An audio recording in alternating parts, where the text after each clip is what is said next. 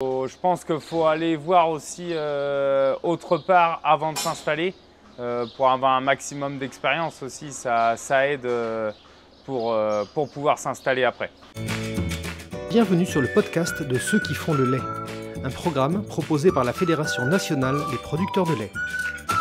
Bonjour à tous, nous sommes aujourd'hui dans le Maine-et-Loire, à côté d'Angers, chez Jonathan et Romain Sourdril, frères, comme vous pouvez le constater, jumeaux, qui sont installés depuis un peu moins de 18 mois, qui vont nous raconter un petit peu leur parcours. Donc on va commencer par présenter la ferme. On va dire à peu près 75 à 80 vaches avec les vaches taries, un quota de 800 000 litres. Livré chez qui? Livré chez Savencia. Ok. Et 205 hectares de SAU, avec à peu près 110 hectares de culture de vente. L'alimentation des vaches, c'est de l'ensilage, à ce que je vois, et complété par quoi? Elles ont de l'ensilage de maïs principalement à 2 tiers, avec un tiers d'ensilage d'herbe et d'ensilage de métail en même temps. Et puis un peu de pâturage à côté, on va dire 4 mois de l'année, où il y a la meilleure pousse de l'herbe de mars à fin juin, début juillet, suivant les années. D'accord.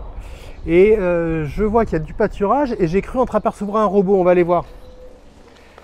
Est-ce que vous pouvez m'expliquer comment vous gérez le robot et l'accès au pâturage? On va dire qu'on a des jeux de portail qui sont adéquats pour que les vaches puissent partir au pâturage librement. Donc le matin, toutes les vaches sont fermées dans la stabulation et elles sont obligées de passer par le robot pour pouvoir aller au pâturage. Donc c'est juste 3-4 jeux de portail qu'on bouge pour qu'elles puissent sortir. Donc même avec 65 vaches, c'est possible de faire du pâturage avec un robot de traite. D'accord. Et donc ça se passe bien, il n'y a pas de souci, elles sont... Non, et puis même si elles ont l'eau dans les parcelles, on va dire, elles reviennent quand même forcément pour venir se faire traire et manger l'alimentation aussi à l'auge. Et on était ici aussi aujourd'hui pour parler un petit peu de votre installation. Donc vous vous êtes installé chez un tiers? Oui, c'est ça, exactement. Il y a 18 mois à peu près? Ouais, oui. Comment ça s'est passé cette petite aventure? Pas une installation, on va dire, assez rapide, qui a été prévue à peu près 15 mois avant l'installation, où on a commencé les démarches 15 mois avant l'installation et en 5-6 mois, on va dire, le gros du projet a été effectué. Donc une installation qui s'est très bien passée sur son intégralité. D'accord, et qu'est-ce qui vous a permis que ça se passe bien? On va dire que l'installation, l'exploitation nous plaisait aussi. C'était une exploitation qui était plutôt pas mal. On va dire qu'elle était dans l'endroit où on recherchait géographiquement. Et on connaissait un petit peu les cédants qui étaient sur l'exploitation. Et en dialoguant avec eux, et puis ils ont tout fait aussi pour qu'on puisse s'installer. D'accord, et c'est la première ferme que vous avez visitée pour vous installer tous les deux? Non, ça fait 5-6 ans qu'on a été sur des projets d'installation, beaucoup d'exploitation individuelle. Donc nous, notre souhait, c'était de s'installer à deux. Donc on a visité pas mal d'exploitations qui arrêtaient dans les 2-3 ans, on va dire, pour préparer un peu tout ça. Après, voilà, on a pris notre temps, on a connu des échecs auparavant. Et puis, au bout d'un moment, on a réussi à trouver l'exploitation qui nous convenait. Et aujourd'hui, on est très satisfait de la structure qu'on a trouvée. Et voilà. D'accord, donc si vous avez un conseil à donner à ceux qui cherchent, c'est de ne pas se précipiter sur la première opportunité, mais d'attendre, d'avoir vraiment celle qui est conforme au projet, conforme à ce qui est finançable et vraiment trouver chaussure à son pied. Oui, exactement. Il faut vraiment que ça convienne et on va dire qu'il faut qu'au niveau aussi financièrement, que ça puisse ça puisse passer aussi, hein.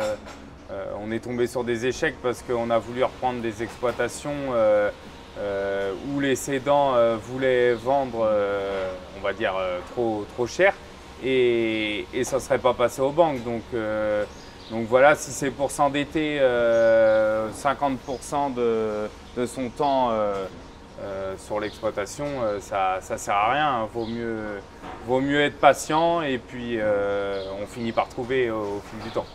Et alors pendant toutes ces années, qu'est-ce que vous avez fait en cherchant ces Pas rien, j'imagine. On a été salarié agricole pendant 11 ans avant de s'installer. On a fait des études avant tous les deux, BEP, Bac Pro, et puis toi tu as fait un CS lait en plus à côté. Après on est resté 11 ans à travailler en tant que salarié chacun de notre côté, et puis on a appris pas mal de choses. Oui, ça permet aussi de prendre de l'expérience. Ben voilà, donc en travaillant dans du service de remplacement, après on a été salarié un peu on était salarié sur des exploitations pour avoir une situation un peu plus stable, on va dire. Mais puis, non, très enrichissant aussi à côté, on a vu énormément de trucs, donc on a appris. D'accord. Jonathan, tu voulais rajouter ? Eh ben non, c'était un peu ça, hein. Je pense qu'il faut aller voir aussi autre part avant de s'installer pour avoir un maximum d'expérience aussi. Ça aide pour pouvoir s'installer après. Parce que sorti des études, c'est vrai qu'on n'a pas toutes les compétences qu'il faut pour pouvoir s'installer.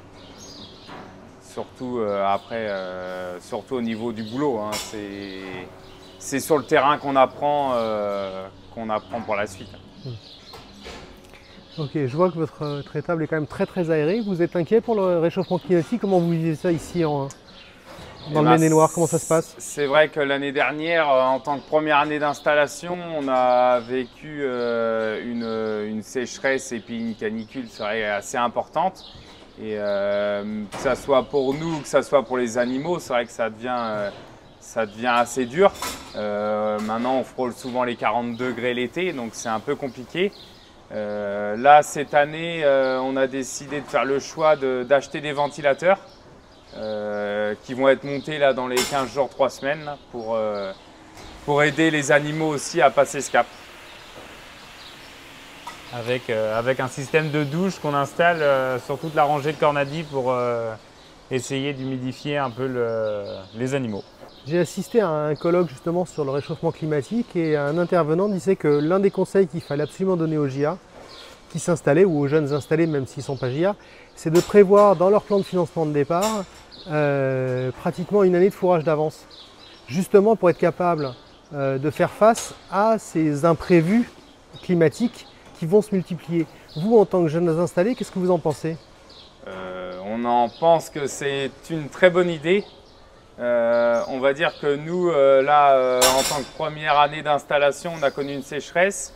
Ce qui va nous sauver par rapport à ça, c'est que les cédants avaient toujours énormément de stock.